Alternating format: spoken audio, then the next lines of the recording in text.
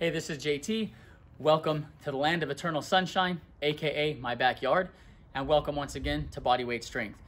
In this video, what I'm going to do is I'm going to be continuing our bodyweight bodybuilding content, and we're going to continue breaking down the bro split, which the bro split is just a colloquial term or a slang term for training one body part at a time. And generally what happens is people train one body part for an entire training session. So that might be 45 minutes or an hour, one primary body part. So chest one day, back one day. Now that's not how I do it, and that's not how you have to do it.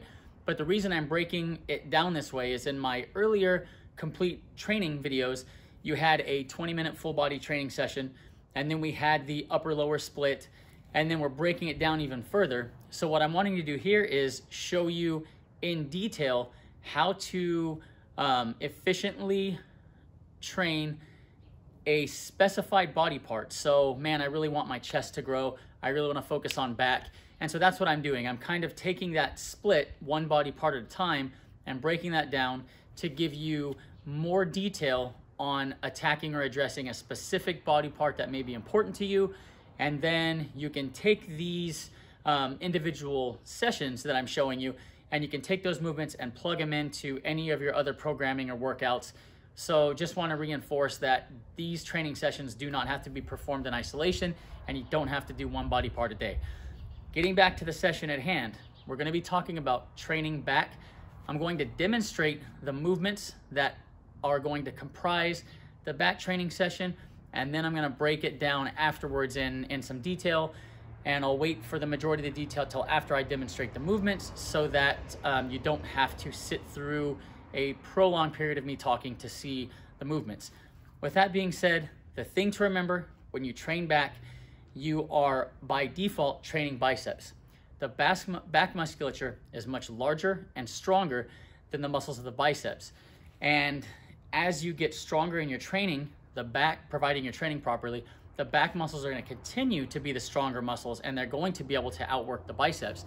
And so what happens often in back training is people's biceps are fatiguing while the back still is capable of doing quite a bit more work. So in this particular training session, as you're going to see when I demonstrate it right now, a significant portion of what I'm doing is designed to fatigue the back musculature without frying the biceps. And again, the reason for that is that the back will often not fatigue sufficiently while the biceps will get totally fried.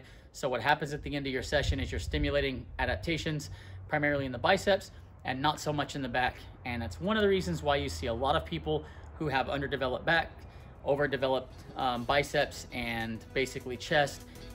So yeah, we're gonna demonstrate that, and I'm gonna talk about it in detail afterwards. So let's get to it.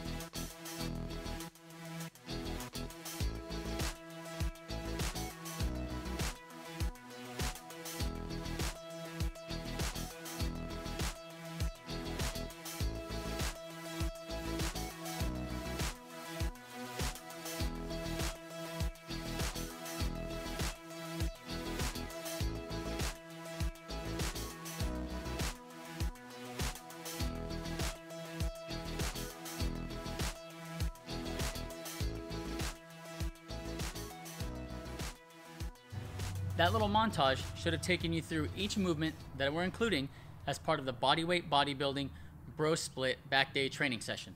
That's kind of a mouthful. What you may have noticed, outside of the fact that all three of my dogs are on camera at once for the first time, is that I started the session doing movements that engaged the biceps and utilized the arms as well as the back musculature, so compound multi-joint movements. And then as the session went on, I started switching to straight arm strength that engaged the musculature of the back without the biceps. And the purpose for that is to be able to make sure you're adequately fatiguing the bigger, stronger musculature of the back without the biceps being a rate limiting factor in the training session. So when you do that, if you have very strong biceps and your biceps are not fatiguing before the back because there's some variability amongst people, and maybe that's the case for you, you may not need to do that. But a way that you can test this is you can get underneath your rings and you can do a set of body weight rows. So put your feet on the chair like I did or on the floor, and then just do a set of rows, bent arm all the way down, right? So utilizing multi-joints, and just do a set of rows and keep track of how many it takes for you to fail. And when you're doing it, pay attention mentally to what muscles feel like they're failing. And I know in my case, my biceps fail before my back. I can feel it. They are hellaciously pumped, absolutely fried. My back can still do more work. And that may be the case for you. The way you can test it is give it like 5 minutes of rest or even 10 minutes and come back around, get under the rings, do the same thing, but do them straight arm and just row with the back musculature, not bending at the elbow, not engaging the biceps like I showed you, and then keep track of how many you can do. And what you may find is that you are able to perform more reps when you're not utilizing the biceps.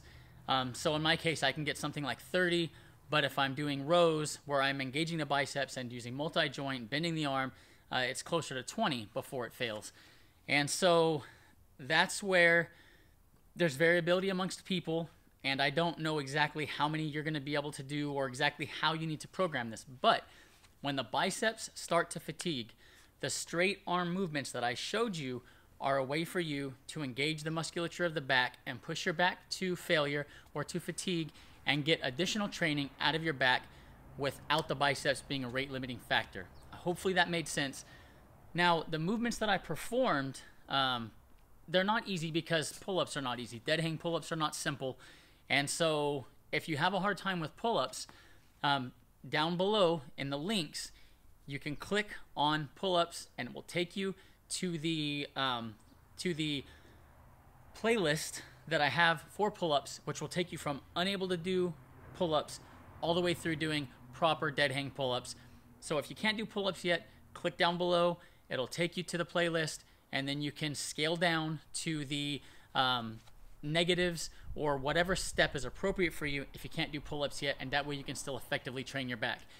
Now, outside of the pull-ups, if you are proficient at pull-ups, the only other movement I demonstrated that may be difficult is going to be the body weight face pull. And the face pull is when you saw me at 90 degrees hanging from the bar and then basically squeezing the scapula back behind me and then coming forward and then doing the same thing repeatedly, obviously for reps. You want to do that slow and under control, but it's difficult to do it extremely slow. I know some people like to do these very, very slow reps. That's a hard one to do very, very slow.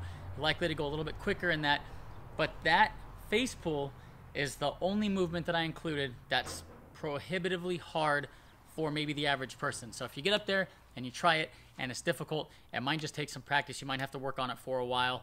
But everything else that I demonstrated shouldn't be too difficult. And everything else I demonstrated, I'm not going to spend a lot of time talking about right now tutorial-wise because I've already made a full tutorial video on it. And once again, there will be links to all of those movements in the notes to this video. If you have questions that are not answered, once you click the links below, ask in the comments below and I will answer you and I will help you out to the best of my abilities. Hopefully this all made sense. If you have questions, please ask. Again, check the links in the videos. I can't stress that enough because there are detailed tutorials to all of this that you can go watch. So with that being said, if you haven't subscribed to my channel, please subscribe, turn on the notification bell. You don't want to miss the rest of the Bro Split as I post it. And once again, thank you for supporting Bodyweight Strength.